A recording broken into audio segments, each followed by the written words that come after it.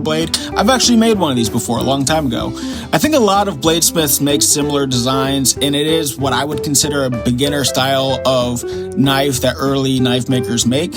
That's because early in this hobby, if it is just a hobby for most people, this you start with scrap steels and mystery steels. You have access to a lot of people just getting rid of old lawnmower blades.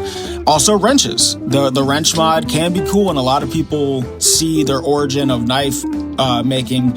You know, they'll start with that wrench and turn one end into a knife. I feel like there was a quicker way of me just saying that, but I hope you understand what I'm saying there.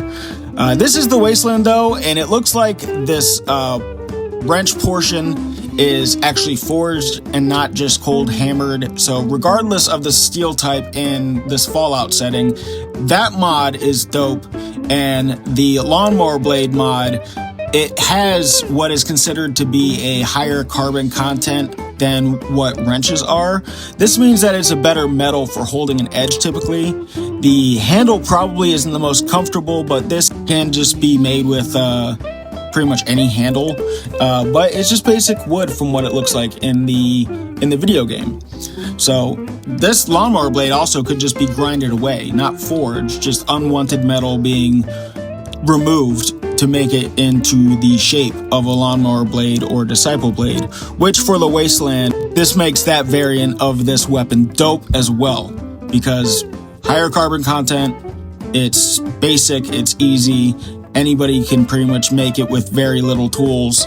It's a dope weapon, even in Wasteland setting. And now, finally, the cutlass design, the throat slicer design, the final design of the Disciples blade. The handle being a wrench knife just bolted onto a larger piece of metal is very cool looking. I like the way it looks. But one thing with pieces of metal bolted together, taking regular impacts against hard objects or most likely other Wastelanders in the Fallout universe, my concern is primarily the bolts coming loose and making a wiggle between the two pieces.